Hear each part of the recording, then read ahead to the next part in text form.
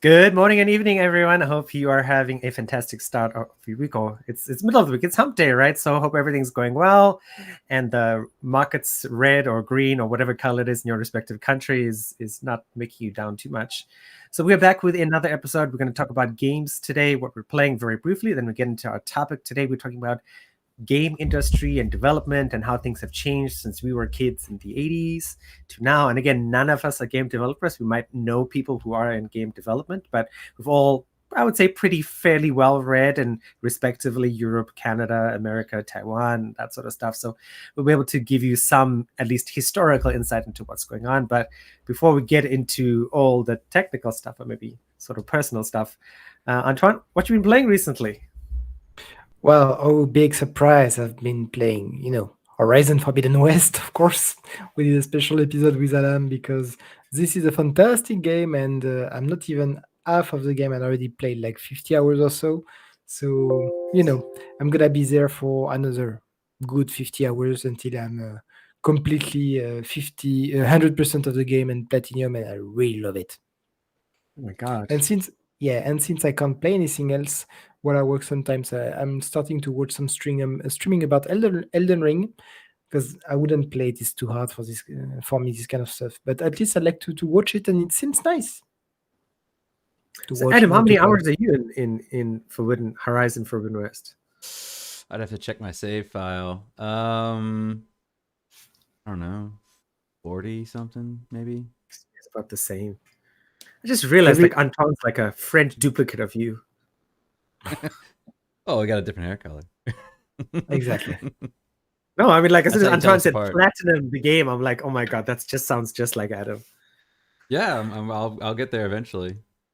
I do that only for the game that I really like. I did it only Exactly on my philosophy. Horizon Zero Dawn and Last of Us.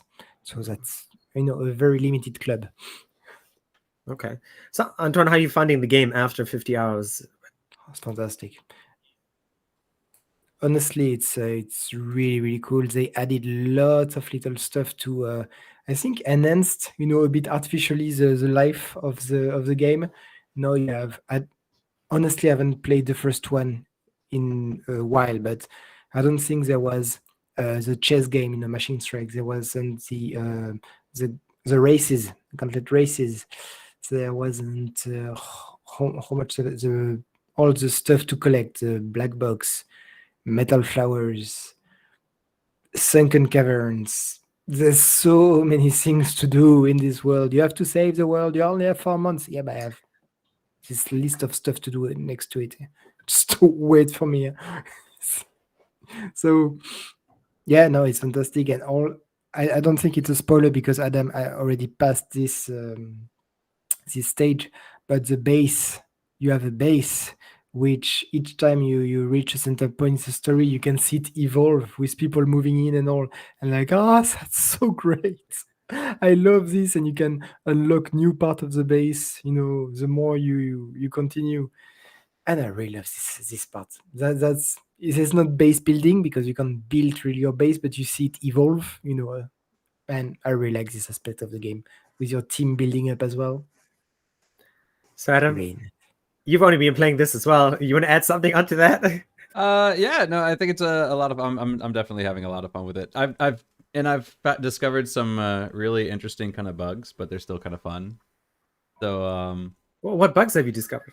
for instance, there's a swimming enemy, and I was fighting it, and there's a platform, and the platform's surrounded by water, and you can go under the platform as well. And so it's a boss fight, so you're supposed to be engaged the whole time. Well, I'm playing a stealth build, so I went under the platform to hide, and the enemy disengaged from combat because it couldn't see me anymore, so it thought I was gone. And then when I got back up on the platform, it tried to get to me, but it ended up swimming into the air, and it was doing this like swimming animation in the air, and it's like flying around doing this like swimming animation, which means it can't attack me because it can't really attack in the water.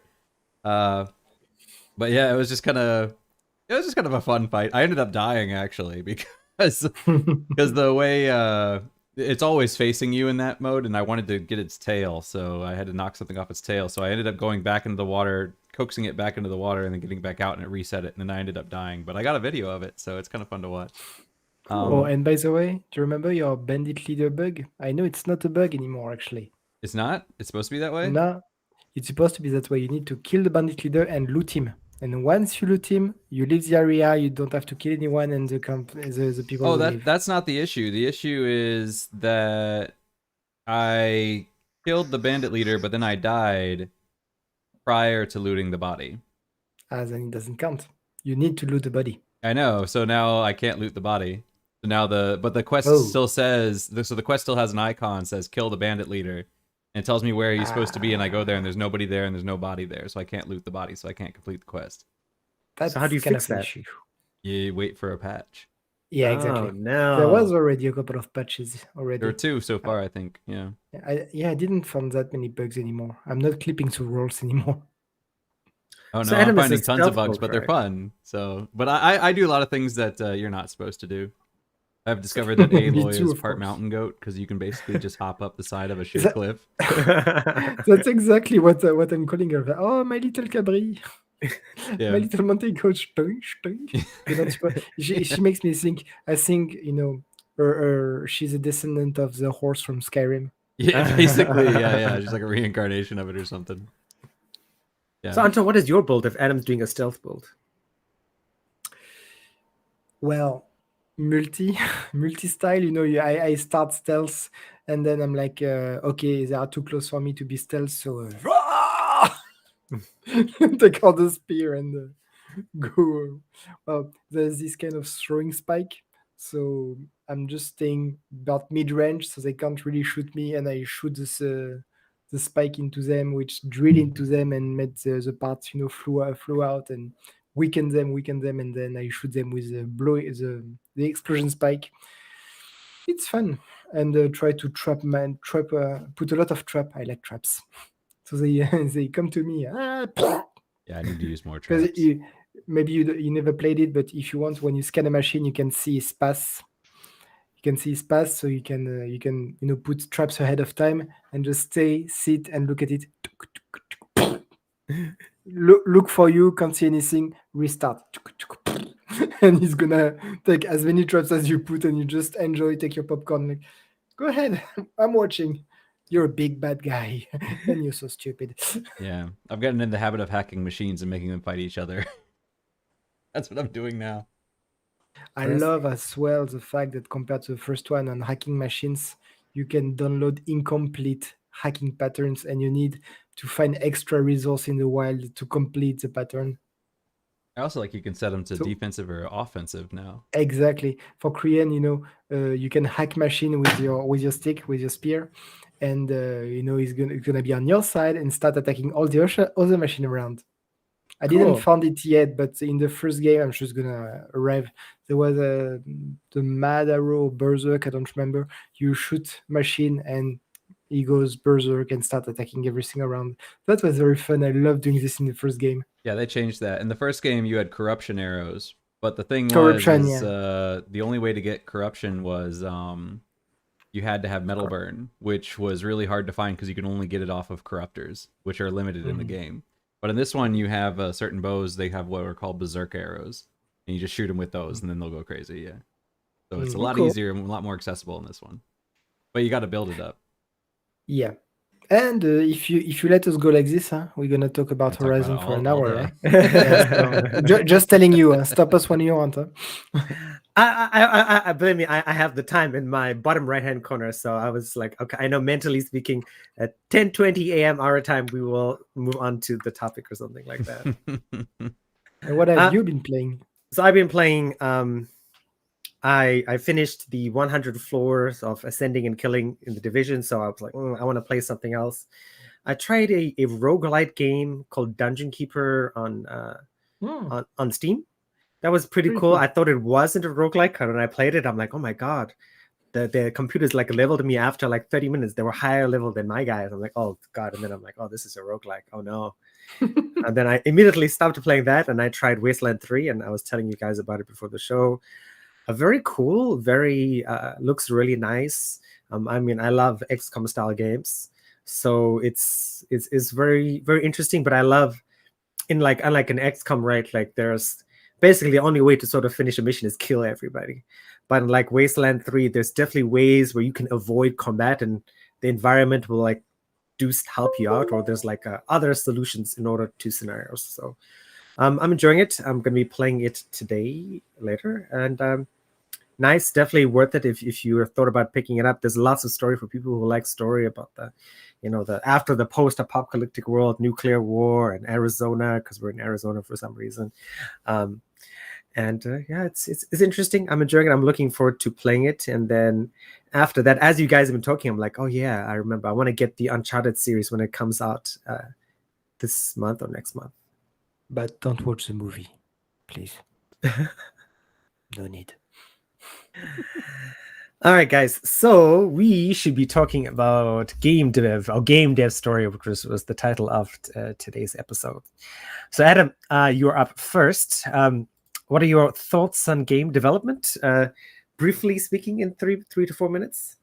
I think it's getting kind of I think it's kind of splitting in two different directions, because traditionally you would have, say, a team of just a few people, maybe a dozen or so, and then they would make the original Mario game, and you could create a new game once every year, and you could get these development cycles. But now we're kind of going in two directions. It's kind of like the TV cell phone thing, where screens are simultaneously getting bigger and smaller, but not staying in the middle as much. Because you have these huge development teams. I mean, I don't remember. I think was it Final Fantasy 15 or something like that had like 500 people or something. You're getting the teams of like 500 people on some of these games, and other times you have indie devs that have like 3 guys making their own game. So it's kind of, you're getting these really big developed games, but at the same time you're getting your average schmo can make a game. I mean, look at Stardew Valley, for example, where the guy just kind of makes it in his spare time. But I feel that it's in kind of a weird place, because especially with the big devs, there's a lot of pressure to release a game on time, and obviously we have the crunch culture, which is, I mean, that's across tech, all of tech. It's not just a video game thing. But that was one thing that when I was in university and studying, because I studied computer science, that was one thing that our professors would always tell us was, you guys, when this job is brutal, where sometimes you're going to be at your office 24 hours a day, 7 days a week. You'll bring a sleeping bag into the office and you'll sleep under your desk, and that's just the reality of it. And you're going to do that for almost 3 months or so sometimes, where you only go home 1 day a week or something like that. But then after a product launches, you'll have 4 months of nothing to do, and so you're constantly going between pretty typical work week, crunch time, off time. And so you don't have like a consistent work schedule in a way, because especially as deadlines draw close. And a lot of games now are getting delayed. So I don't know if that's affecting crunch time, where it's just a longer crunch time now, where it's like, oh, we're delaying the game, but that it's not actually easing up on the developers. It's just means that they're going to be working for at the same pace. I know there have been some controversies, like for example at CD Projekt Red and that sort of thing, with the crunch culture and all that. But at the same time, it's a weird thing, because obviously players expect their games to be released on time, and I mean, that's kind of the way it has to be done. I mean, the only other option is just to not give release dates at all, and just say the game's coming, and just be patient, and then it'll be ready when it's ready. But I don't think I don't think that's really viable for a couple of reasons. I mean, one, I don't feel like gamers themselves are the most understanding group of people. And I don't think they'd be very happy with just saying like it's coming, just wait. But also I think, as far as marketing goes, like the marketing team needs to know when a game's coming out, so they can, work accordingly. I mean, if you're telling the marketing team it'll be ready when it's ready, they only have a few weeks from when you're done to when it's releasing, so they don't have enough time to prepare. But if you don't give them a time, the alternative is they prepare way too early. They get a lot of hype, and then it just, all news of it dies, because progress it's still far out. So I think it's just more. I think it's more than just the gamers putting pressure on them. I think it's just marketing and all that as well. Uh, and then a lot of games now are going into what do you call it? Not pre-release, but Early access. early access. Yeah, so a lot of games now are going into early access where you pay for the game or you pay for the beta, and then yeah, so kind of my take on it. I don't know, like I don't really have an opinion. I just think that's the way it is. Sure. Antoine, what do you think? What's your So yeah, experience so far? I don't have much experience in there, but let's just take a step back. I originally proposed this sim because, like every gamers when they're a kid, I'm sure it was the same for you. When you're a kid and you are a gamer and you love games, you are thinking, when I'm a grown up, I want to make video games, and that's a lofty goals and everything. Honestly, I'm not here to destroy your dreams. I'm not here for that. I just want to put into context that playing games and making games are two very different things. For instance, one of my friend was like me, gamers. He wanted to plan to play in, to go into the gaming industry, and as part of we did business school, and as part of our courses, we needed to do 6 months abroad, and he ended up working at Blizzard in Cork, in Ireland, for as a tester, beta tester, and he didn't like the experience at all. I don't know how Blizzard treat his employees, but he was telling me that it's not the best experience of his life. And after a few months, there, he said like, that's it. I'm quitting this. It's just not for me. So I just want to put this into context. If you want to go into the game industry, know what you're into right now. And I read a few articles about it. We always say, at least lately, I don't know if it was the same 20 years ago, but lately we say working in the gaming industry is toxic, it's terrible, even more so for women. And it's very much actuality here because I'm in Montreal, and in Montreal we have plenty of studios, Eidos, Ubisoft, Bethesda, etc., etc. There's plenty of them here. So we can hear it or read it in the papers pretty often. And there was a lady who was a developer or a programmer, sorry, and she was explaining a few things. First of all, if you're not working for AAA, so the AAA is the Marvel industry of the industry. Obviously, because they don't want to take risk with a license. They want to make money. Why? Because if you're a mid-size or small indie studio, doing a game which doesn't work means your studio's dead. So the actual job security is not good unless you're working for AAA. And there's lots of pressure and lots of turnaround in there. So that's part of the fact that the ambience, in a team is not necessarily very good, because you don't like in my job, most people are here 4 years, 5 years. In my previous job, I was there 10 years, and some of my colleagues were like 15, 20 years. Apparently, it's not something you will see in a developing game team. That's a year, maybe at most, because there's a lot of turnaround. There's a lot of, and from what I understand, I don't have data, so this is something to check out. But for a programmer, the gaming industry is not where you actually make the most moolah. You can make much more money on other private sector, still doing coding. So that's another thing. So going into the gaming industry as a programmer, you're doing because you have passion of doing video games. And it can be, and this lady was saying, there's a couple of things. First of all, when you're a programmer, you are thinking, I'm gonna make the next Elder Scroll.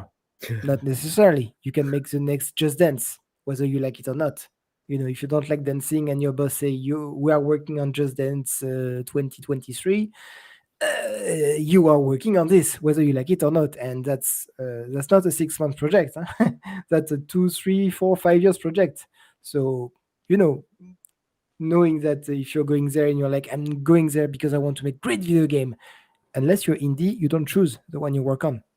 or at least I don't think. And I'd love to have someone who actually work in one of these teams to tell me, is that true? Is that how it works? From my understanding, is how it works. So when we say that gaming industry is toxic, of course it's the same everywhere. It's not the industry which is toxic. It's some of the companies in there which don't have the best working environment.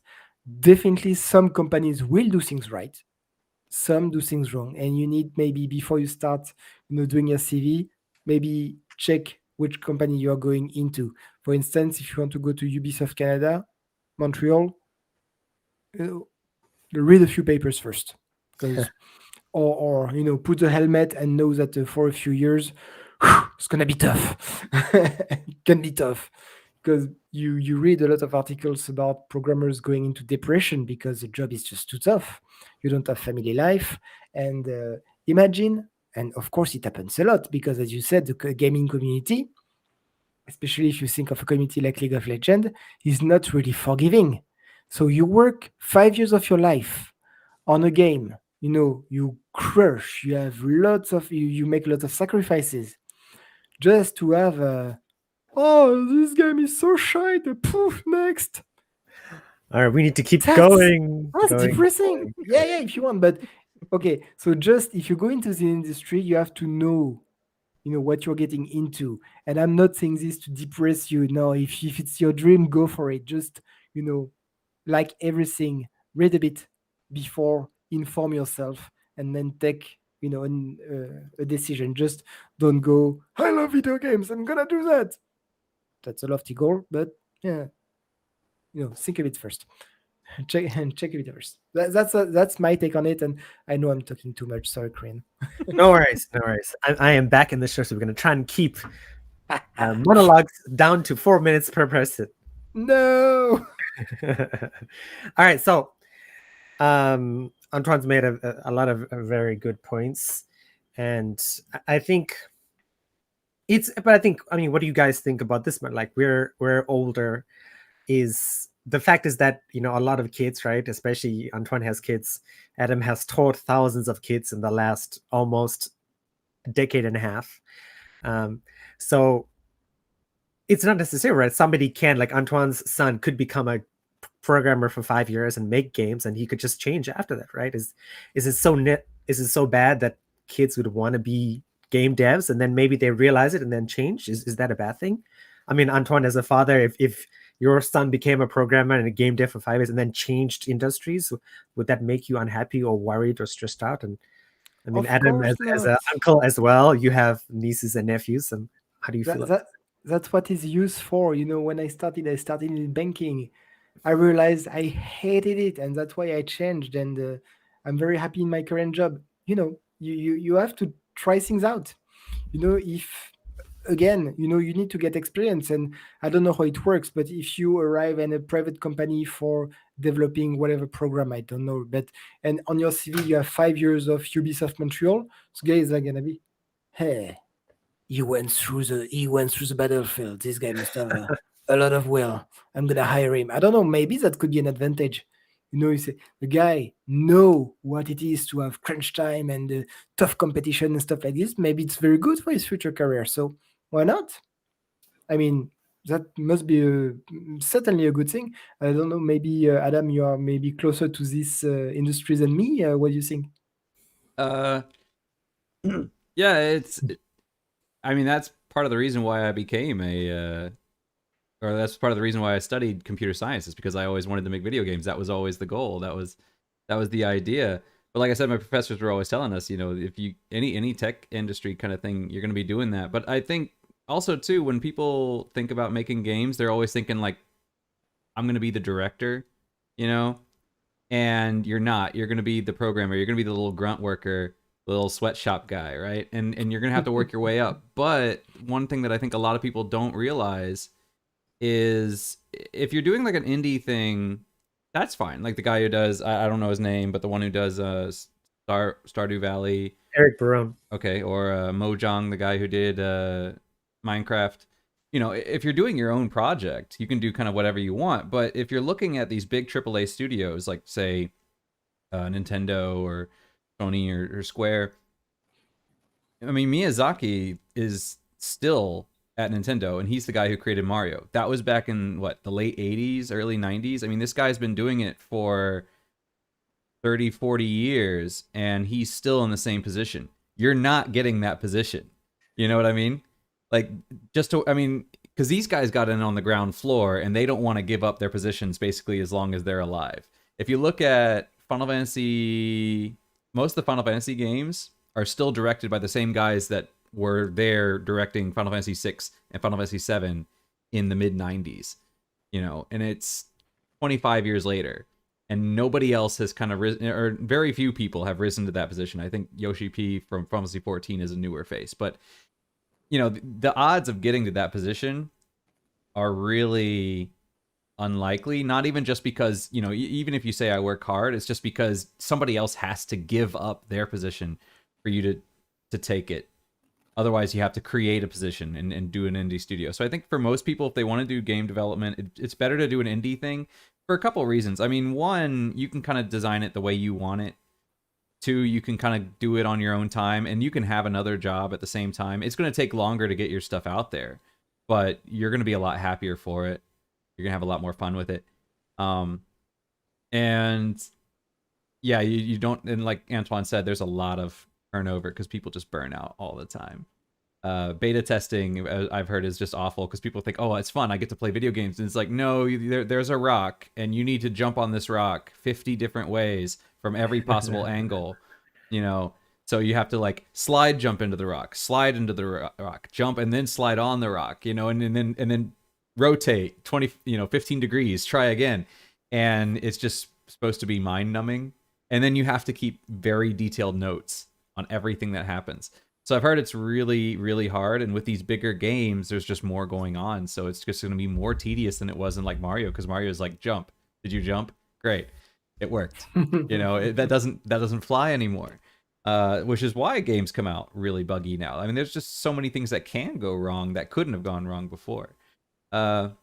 But I think now, at least with my students, I've seen a shift where people don't want to make games anymore, or at least most of the kids don't want to make games anymore. They want to be esports gamers. They want to play games and make money playing games. So it used to be like in my generation, the idea was I want to make games. I knew a lot of people that wanted to make games, and now when I look at kids, I'm like, oh, would you like to make a game? They're like, no, I want to play them. So they would rather be like an esports person. So I think that's kind of taken over the dream of creating. But I still think a lot of people do want to create. But yeah, I would recommend maybe starting with small projects and stuff like that. Yeah. Okay. That's a very good point. My kid keep saying, I want to be a YouTuber. And as a parent, I can tell you that it's very tough because I see lots of kids YouTuber on it, and I'm thinking, how? I mean, for the parents, it must either be extremely rigorous because they have school and they have to be concentrated at school, if they don't want to fail, because you can't base your whole future on being a YouTuber at 10. Of course not. So He's the richest YouTuber, a kid, like he's like 13 years old. He does all those like toy I know, stuff. but I know, but that's maybe one in a million kid doing this. So of course it's good to leave them a chance. But at this moment, I didn't let him because I'm just too stressed that he start doing this and completely give up on school. And I'm like, no. You can do it if you want, but first you get your degree. I'm really old-fashioned. Like, at least if it doesn't work, you have something you can rebound on. I think for kids too, there's a level of maturity that has to be taken into account because, like for instance, we did this, and I mean we've been doing it for over a year, and I mean we still don't have that many subscribers, and most of them do come from Phil, right? But for a kid, they see YouTube and they're like, oh my gosh, I'm going to become this next thing. And if they're doing it for, I mean, if they're able to hold on for 2 months, which I think most kids would probably lose interest in by that point. But if they were even able to, and they're not getting the things, that could be very depressing for some children if they're not, mature enough to be able to understand, like, the odds were always against you, like they just think like I'll be success, and they focus so much on how successful they're going to be, they don't realize the odds, and what it just and what they don't them. realize as well is that I'm very sorry, but usually I hate the videos my kids watch. It's just not my generation. Oh, look at this! What else? Okay, that's stupid, but fair enough. He likes it, and he want to do the same. Okay, but even if what he did is stupid, do you realize that behind this very stupid, silly video, there might be 1, 2, 3 hours of editing and putting the different sound background, making sure that the music he used is not claimed by DMCA or whatever, that blah blah blah blah blah, that he timed this joke to have this sound effect here. Before doing any video, you need to learn editing. You're 10. Well, I'm not gonna do it for you. You wanna try? Try. In a week, you're gonna be no, I don't like it. That's also a reason.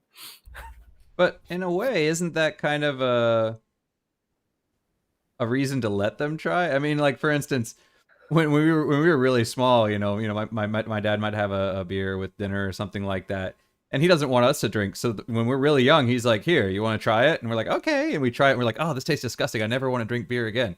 Right? So then it turns us off to it. So I mean, wouldn't that be kind of a thing where it's like, "Hey, you know what? Give it a try." And then when they try it and they're like, "I don't like this," and it's like, "Okay, you don't like it. Let's go back to something else." Except that I'm not gonna a beer doesn't work, the whole gear with microphone and everything, and I'm not letting him use my computer. Fair enough. So yeah, if I'm buying $2,000 worth of gear, oh, you better be a YouTuber for more than a week. I'm gonna be behind you. So that's why he's not on internet yet, and he might not be for quite a while. He has an iPad or something though, right? Yeah, it's compulsory because of COVID and everything. Every kid needs to have a tablet to do, Teams stuff. But they must have some sort of editing software for tablets, right? I mean, I They would do. assume They they do. do. They do. They can do some Possibly, basic stuff. I have no idea about this. Maybe, yeah, maybe you can do and record your video on a tablet. That Just could to be give them a possible. taste of it. Yeah, sure. I mean, you're a teacher. Can you teach my kids? I don't have the patience for it. I'd have to learn it myself first. Yeah, that's one thing that my mom always said too. She used to teach piano, and then when she wanted me to learn piano, she sent me to another teacher. And I was like, "You teach piano? Why don't you just teach me?" And she's like, "Teaching your own kids is different. It's not the same." It's the same, right? It's like what you do for Melinda's kid, what we Yeah. did for Phoebe's kids as well, right? It's no teacher teaches their own kids. That's like the rule. Yeah. All right, guys. So we know where game development came from, right? For us, where do you think game development is going in the next 5 to 10 years? Bigger, smaller, indie is going to survive, AAA is going to die. All right, Adam first. I don't think AAA is going anywhere. I think those will always be around. As far as indie, I think part of the reason that we've been seeing so much more indie games, I mean, part of that's the internet. Distribution is so much easier for indie games than it was in the past, right? Because in the past you had to manufacture cartridges and stuff like that. But also, I think part of it is just the tools that we have now just make it so much easier for people to develop. We have things like Unity, which is free to use, and you just have to maybe pay some licensing fees if you ever release something. But if you're just doing stuff for fun, you can have it entirely for free. But I think as these tools get better, I mean, the whole point of a programming language itself, Java, C++, all that, is basically an interface between a human telling a computer what to do. And I've seen things like block programming, which is how they teach young children how to program, and it makes programming so much easier. And I've done little games and stuff with block programming, and it's just super simple. But I think as things like Alexa and AI and stuff like that evolve, I don't think this is in the near future, but I'm saying probably at some point in our lifetime, it's going to start getting to the point where programming is basically just literally telling a computer what you want it to do, and it's going to be able to do most of it for you. So I think that'll be definitely something that we'll see in our lifetimes, not in the near future, but I do think development's just going to continue to get easier and easier and easier, especially as we get better tools for things, especially now because you have what's it called, where people are sharing assets, so you can go on something like Unity and they have the asset store. It's Oh God, I don't know. Maybe Antoine knows. I don't remember what it's called, but they have like an asset store. So I mean, now it's not even just Epic has that store. It's literally yeah. called a game asset store. And I Yes. think that makes Makes me things think. Yeah. really cool because it's one of those things too before where maybe I want to make a game and I know programming, but I'm not that good at art. But I can put art, I can just get art off of these asset stores. And if I'm an artist and I'm like, programming algorithms, that's just way above my head, but I can create models, and so I think you're going to see a lot more stuff like that where people are collaborating where they're not directly working together, but collaborating and sharing ideas across where it's easier to build games in such a way. I mean, isn't that's kind of the idea behind core, right? Yep. And to an extent Roblox, where you're trying to create these, we're creating assets for you and then giving you tools to use these assets. And the fact that things like that, especially say Roblox, is kind of geared towards children, the programming is still pretty advanced. I mean, this is still stuff that most adults probably are programming most of these things. These are hobbyists. But the fact that that exists, I think that we're going to see a lot more of that sort of thing in the future. So, What do you think, Antoine? Future. Future. So first of all, Roblox, if you don't know, is on the stock market as one of the next four, I think, uh, leaders of the metaverse for whatever it means. So I think that take 20 years ago and you had Nintendo and Sega and whatever fighting with AAAs. I don't think indie really even exist at the time.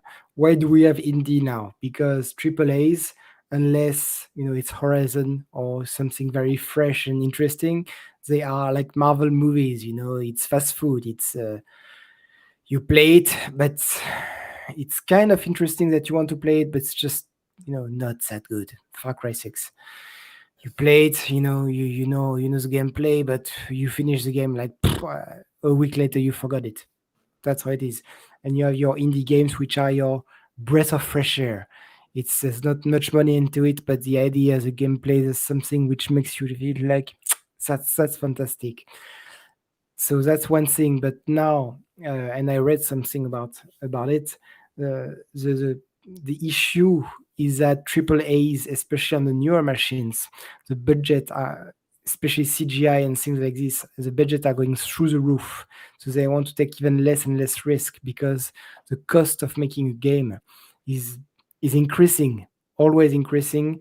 But and I still think that $80 is quite expensive for a game, but the price is 80, and that's how it is for all platforms nearly. So this is not increasing. So that's kind of an issue that big company or big AAA editors will face. They will always be here. That I agree with you. That they will definitely face some kind of financial trouble, deadlock at this point, and they may need to find another, cash flow machine. And this cash cow would, for me, be in the form of mobile game. I don't know how hard it is to program a mobile game, but I'm sure you don't need a team of 500 to create a mobile game. I don't know who created Candy Crush. I don't think it took that many people. So, and this game are $0, literally. And you do, I don't know, you do whatever mobile game and put a crappy ad on Facebook, and tens of thousands of people download it. I hate mobile game ad on Facebook. You have no idea, and it keeps popping up. Ugh. And so for me, the future would be this kind of model, which is easy to make, free, and attract people because it's free. And then once they are inside, try to attract the whale to spend money onto it. More DLC, more additional content, more buy more, because the main stuff is expensive and we're not making money out of it. We need all the side wardrobe or whatever to make money out of it. So yeah, future for me is much more mobile game and the financial way a mobile game is done. I think that would be more interesting for developers at the moment. That's what I think. But yeah, you tell me. All right. So let's do some quick questions. All right. If you were a game dev, we'll go Antoine first. Yes. All right. So Antoine, if you were a game dev, what is your dream game you'd like to make? Indie game, such things, Subnautica or something like this, or Horizon, like a post-apo with a fantastic story which gets you addicted from start to finish. Simple gameplay, Slime Rancher, something relaxed, but like a post-apo, simple, maybe a crafting game, base building, this kind of thing. Oh yeah, I'd love that. But simple and relaxing gameplay. Okay. Adam, what about you? What would be the Adam Gray dream game you'd like to create if you were the game designing genius?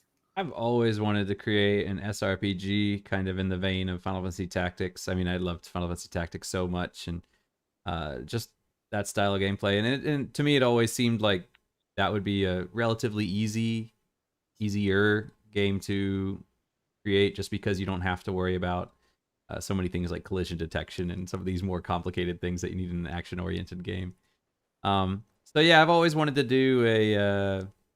Back when I was in college, I would even try to put together some stuff. So yeah, some strategy RPG, or I've always been surprised that there aren't too many games that follow the Super Smash formula. So I've always wanted to create a game that follows that formula as well. All right, Adam, back to you first. What's your favorite game development studio and why?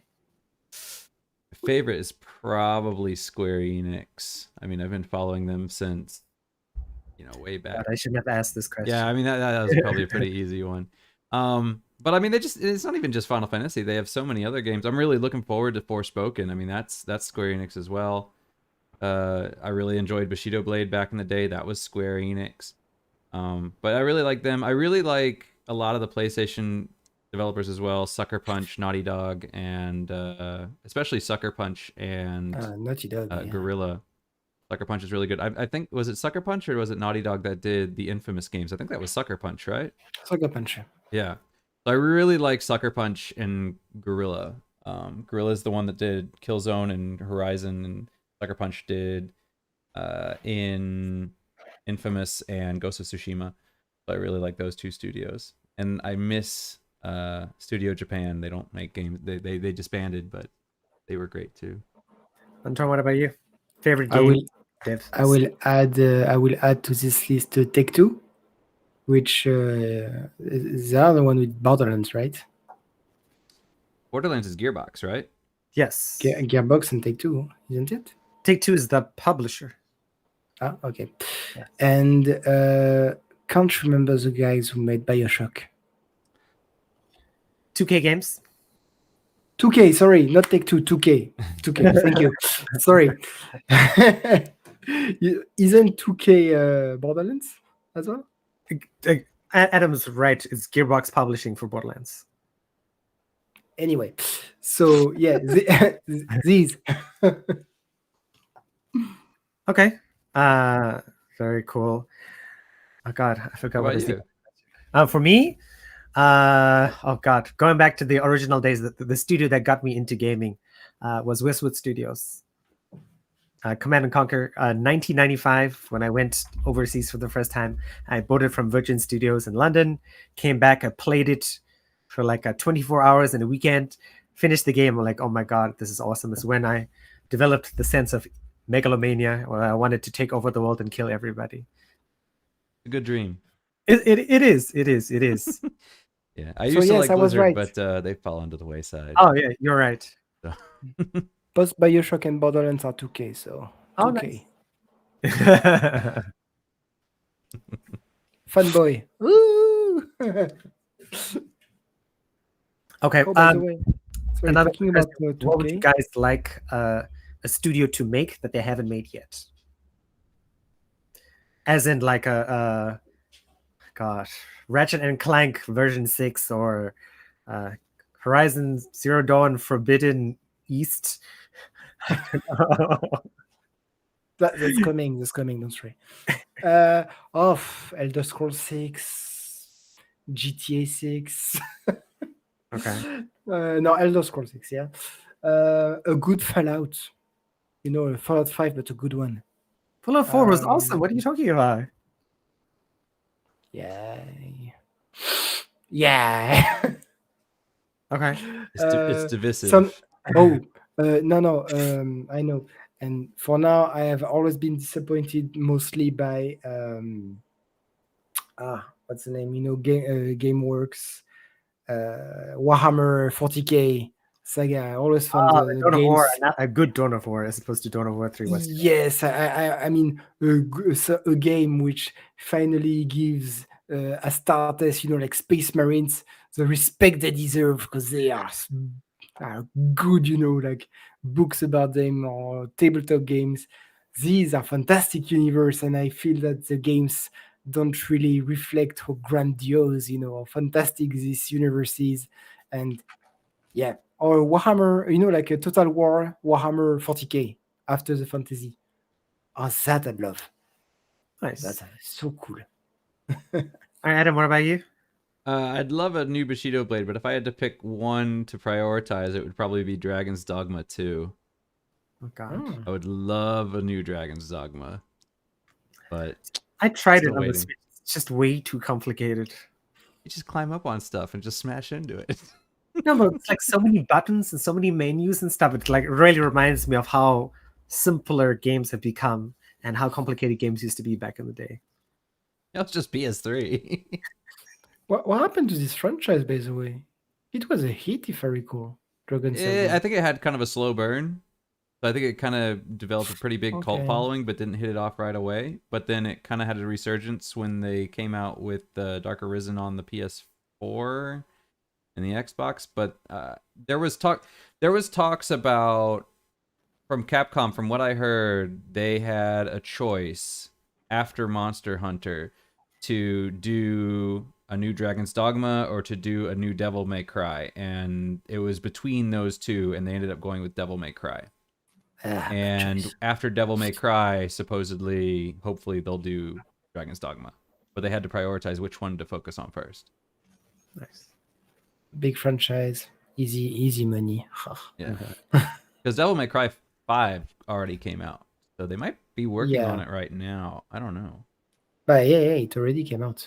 Yeah, I'm not sure if he made a lot of money actually. probably made a fair amount.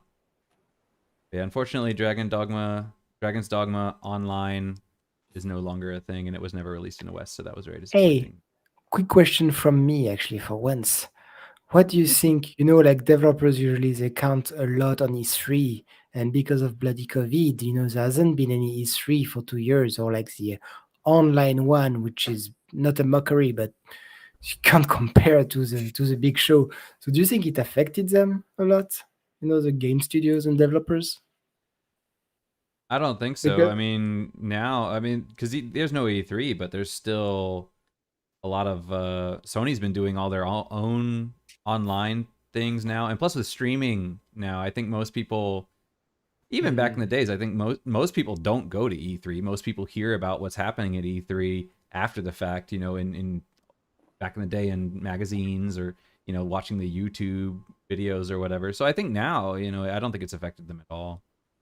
Especially because a lot of times, like Xbox and PlayStation and Nintendo Direct, they'll announce we're having an event.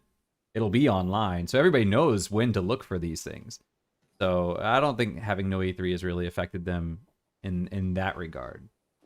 Yeah, everybody's waiting for Bethesda conference to see them say sorry about that last game. Yeah. All right, guys. What are the gaming plans for the next week between Wednesday and Wednesday? You want to go first, Antoine, or?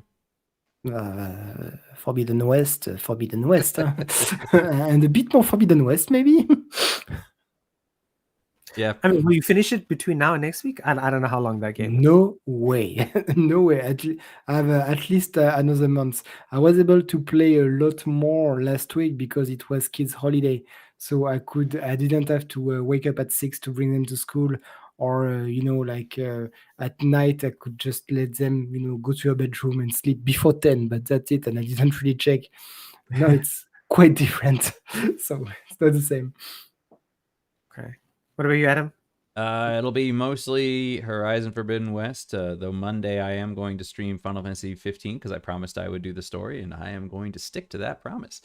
So until that is done, I will continue to do that every Monday, and then when I meet with my friends online, we typically play Apex. So it's going to be those 3 games: Horizon on my own time, and Wednesday, Friday, Final Fantasy 14 Monday, and whenever my friends are online, it'll be Apex.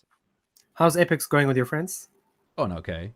We don't play ranked or anything like that, so Okay. It's because you're not playing with Krian and myself. Yeah, if we were playing, we could do ranked. That's right. Easily.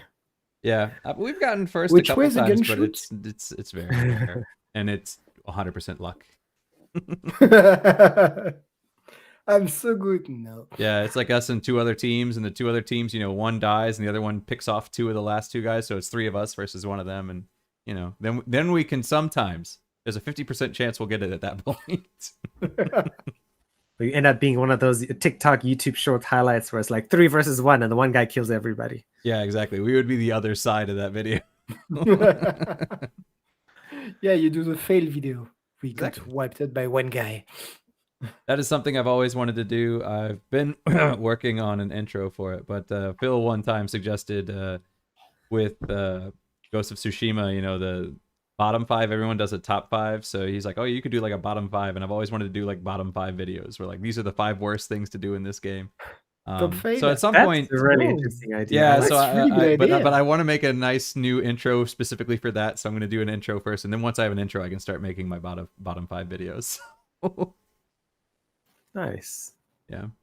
I'm gonna check out TikTok to see how last week's clip did, because I'm gonna figure out where I can clip today and put that on our TikTok. Now that we have a regularly once a weekly updated TikTok. We do? Yeah. I uploaded last week, and I'll cut another 60 seconds for this week for YouTube as well. Did you see TikTok is going to do 10 minutes video to step on the YouTube? Already done. We can actually upload 10-minute clips onto TikTok now, but Absolutely. Which is completely counterintuitive. yeah, no, exactly. Like I have longer videos on my company's TikTok, and those they suck.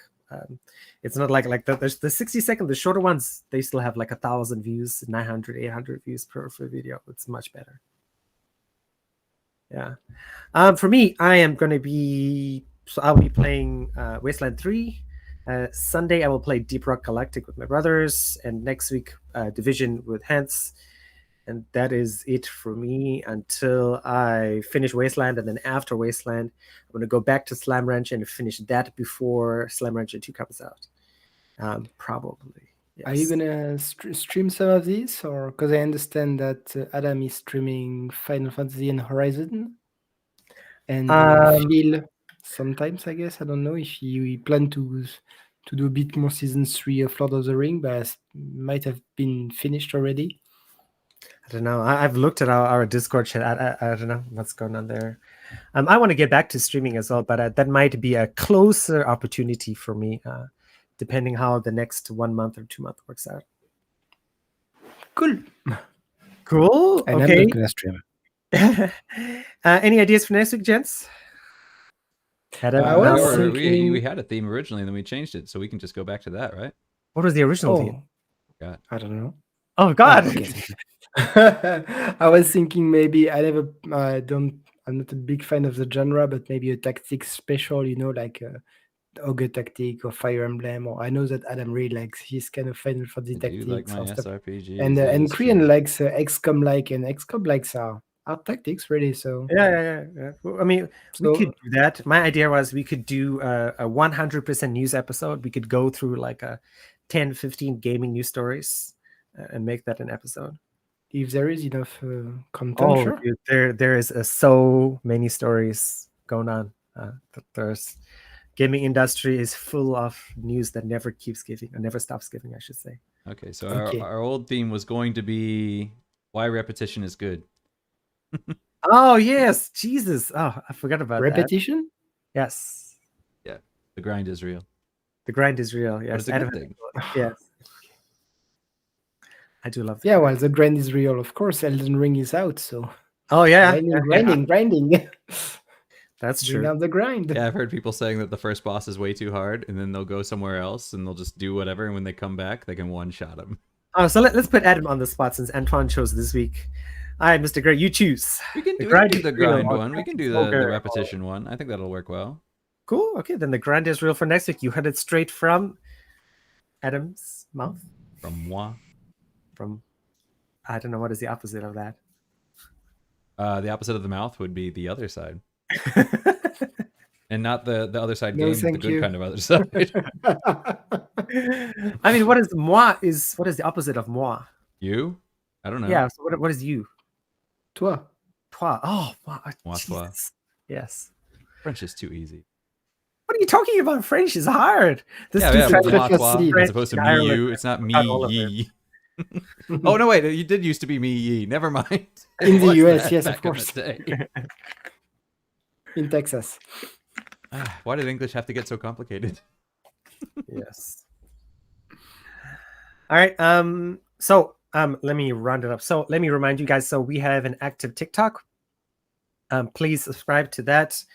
We are on I check Discord. I'm on Discord 7 days a week now, and whenever there's a notification on our channel, all right, I will see it because that is my job. Please send us an email as well. Please tweet at us. I will check Twitter at least once a week. Instagram as well, right? So our stuff goes on Instagram, goes on TikTok, goes on YouTube Shorts. I don't think I'll be uploading longer videos just yet, but yep. Please subscribe, share, like. We are now on TuneIn as well, so if you're a TuneIn premium subscriber like I am, you can get us on TuneIn. Don't forget, you can also ask your Alexa device to play our streams. Just say, hey, that name, and she will play the latest episode of that on your smart device. Google is the same. What is the other one? Apple HomeKit, HomePod is the same as well. Siri, that's what it's called. Okay, so yeah, Every device which listens to your conversation at home. Yeah, I was wondering why he spelled it, and I was like, oh, right, he doesn't want it to know that he's talking. Because it's literally right next to me and looks at me 24 hours a day. 2021 Space Odyssey. It's HAL. Dude, if I have to sacrifice my privacy for a HAL, I'll do it right now. I want AI gods to take over. I know Adam disagrees, and so do you, but you have troubles.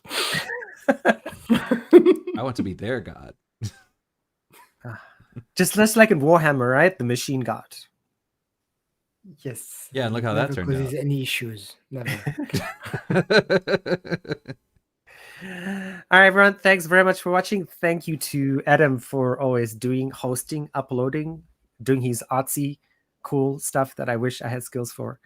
And Antoine for staying up late at night. All right, we will see you guys next week for The Grind is Real. Bye-bye. Yeah.